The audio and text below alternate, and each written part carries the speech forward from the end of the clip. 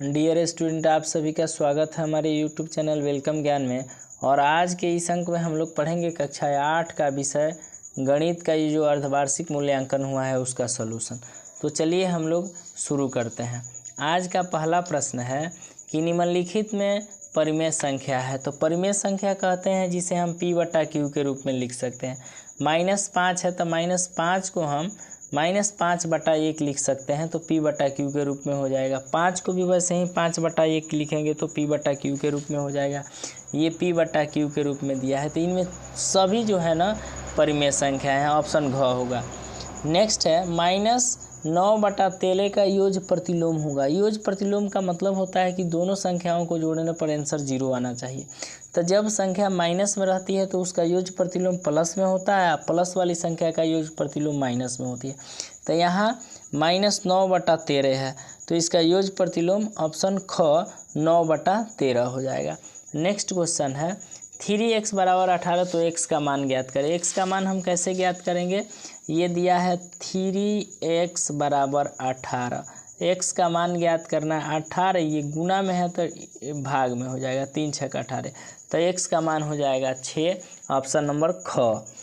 आगे दिया है कि वर्ग अंतराल 225 से 250 का वर्ग साइज है। तो वर्ग साइज या वर्ग की चौड़ाई बोला जाता है जो दोनों संख्याओं के बीच जितना का अंतर है। तो यहाँ 25 का अंतर है, इसलिए वर्ग अंतराल हो जाएगा 25, ऑप्शन ग इसका राइट आंसर होगा।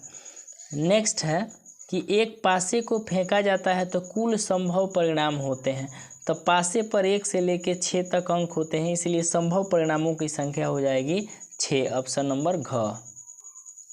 कोष्टक में से सही विकल्प चुनकर खाली स्थानों को भरिए। सम संख्या का वर्ग होता है, तो सम संख्या का वर्ग सम होता है। 96,500 के वर्गमूल में अंकों की कुल संख्या, तो अंकों की कुल संख्या हो जाएगी 3। मिलान चिन्ह, तो ये जो मिलान चिन्ह है 5 और 1 6 होगा, 6 का मिलान चिन्ह है, 6 के बराबर है।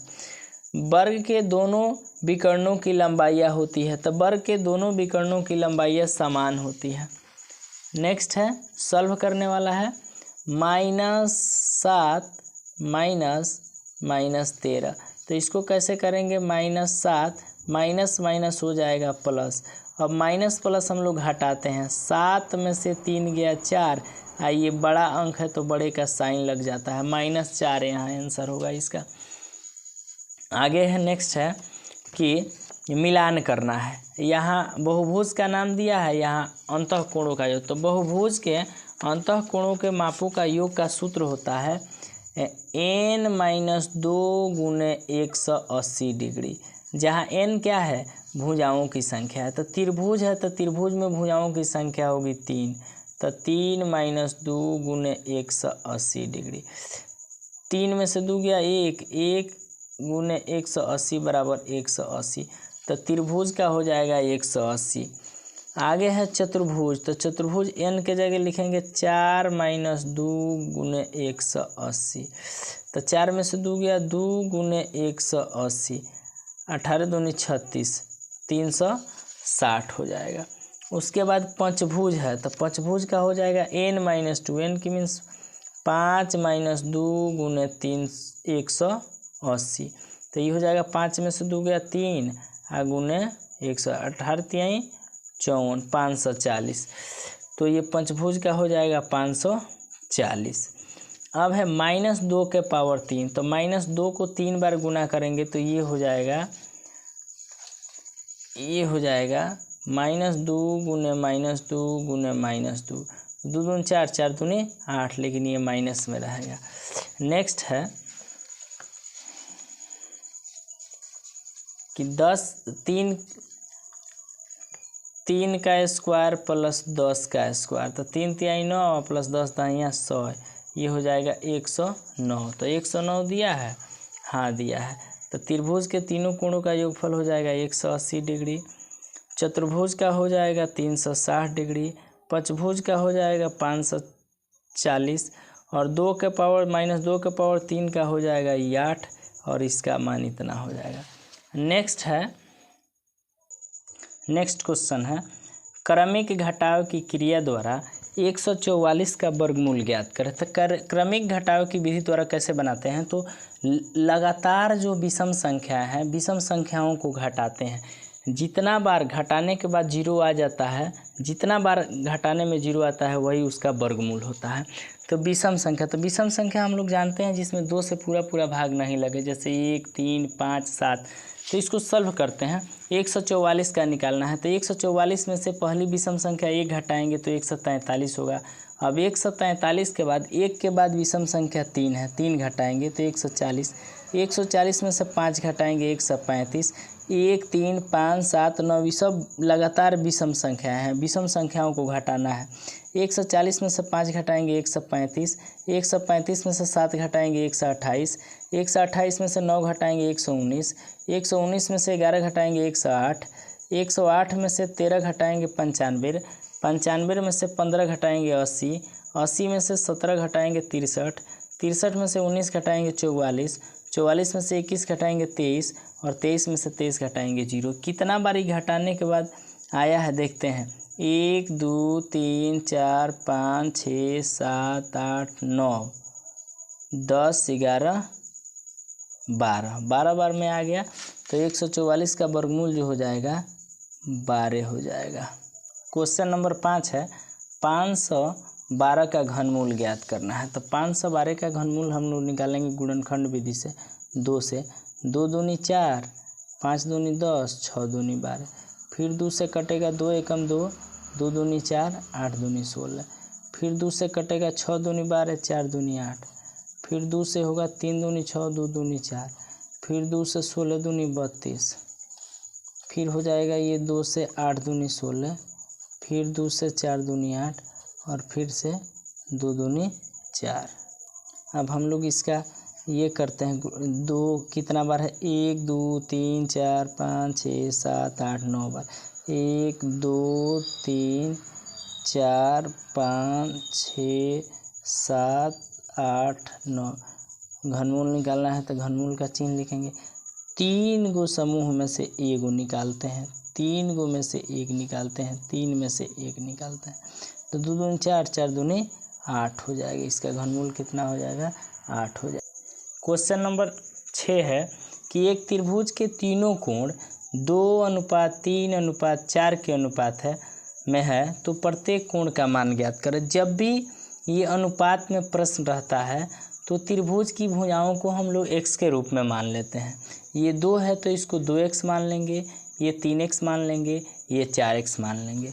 चलिए इसको सॉल्व करते हैं। लिखेंगे माना पहला कोण बराबर 2x, दूसरा कोण बराबर 3x और तीसरा कोण बराबर 4x। अब हम जानते हैं कि त्रिभुज के तीनों कोणों का योगफल कितना होता है? 180 डिग्री। तो ये तीनों कोण जोड़ेंगे 2x plus 3x plus 4x बराबर हो जाएगा 180 डिग्री। 2 और 3 5, 5 4 9, ये हो जाएगा 9x बराबर 180 डिग्री। x का मान निकाल लेंगे। x बराबर 180/9, तो ये 9 दूनी 18 हो जाएगा। तो x का मान आ गया 20 डिग्री। अब यहाँ हो जाएगा पहला कोण हम लोग 2x माने हैं तो 2x, ये हो जाएगा 2 गुने x का मान 20 डिग्री तो 20 दूनी 40। दूसरा कोण हम लोग माने हैं 3x तो ये हो जाएगा 3x, तो 3 गुने x का मान आया है 20 तो 20 तिहाई 60 डिग्री। चौथा कोण तीसरा कोण माने हैं 4x तो 4 गुने x का मान है 20 तो 20 चौका 80। अब देखिए त्रिभुज के तीनों कोणों का योगफल 180 आ रहा है। नहीं 40 और 60, 100 और 80, 180 डिग्री। क्वेश्चन नंबर 7 है x प्लस x/4 बराबर 20 को हल करना है। तो इस समीकरण का सवाल है, बड़ी ही इजी है। इसको करते हैं। इसको हम क्या करेंगे, बटा में 1 लिख देंगे। दोनों का एलसीएम लेंगे 4 होगा। 4 में 1 से भाग देंगे तो 4 होगा। 4 में 1 से गुना करेंगे 4x। 4 में 4 से भाग करेंगे 1 आएगा और 1 में 1 से गुना करेंगे तो x ही होगा। ये 20 लिख दी। अब हम क्या करेंगे, 4x 1x तो 5x/4 बराबर 20। मर्जी तो हम 1 बटा में लिख के तिरछा तिरछी गुना कर सकते हैं। 5x में 1 से गुना करेंगे तो 5x बराबर हम करेंगे 4 में 20 से 4 में हम 20 से गुना कर देंगे और 5 इधर गुना में है, उधर जाएगा तो क्या हो जाएगा, भाग में हो जाएगा, इधर बचेगा x। x बराबर होगा 4 गुने 20/5, 5 चौका 20। तो x का मान हमारा आ गया 4 चौका 16 आंसर। नेक्स्ट क्वेश्चन है, यदि किसी घन का आयतन 216 घन सेंटीमीटर हो तो घन की एक भुजा क्या होगी। तो दे रखा है घन का आयतन 216, हमें निकालना है एक भुजा। तो घन का आयतन बराबर होता है भुजा क्यू। तो ये भुजा क्यू बराबर होगा 216 के। जब ये हम लिखेंगे भुजा बराबर, तो इधर घनमूल का साइन लग जाएगा 3 216। अब भुजा बराबर होगा 3, 216 होता है 6 गुने 6 गुने 6। तो 3 गो में से एक बाहर हम निकाल लेंगे, इसीलिए घन की भुजा हो जाएगा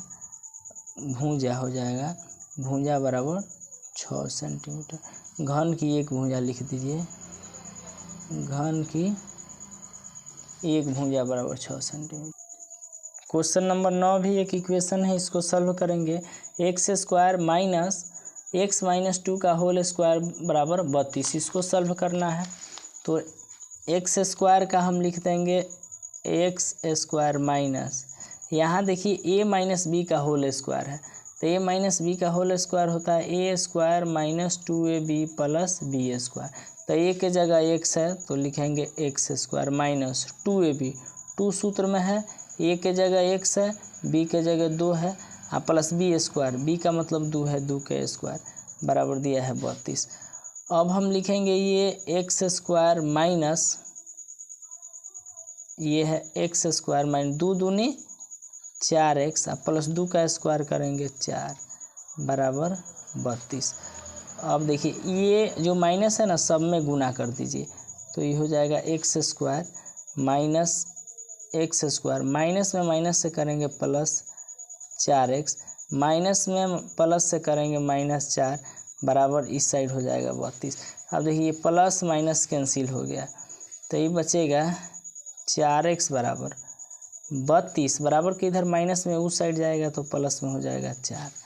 तो यहाँ हो जाएगा 4x बराबर 36, इसीलिए x बराबर हो जाएगा 36/4, 9 चौका 36।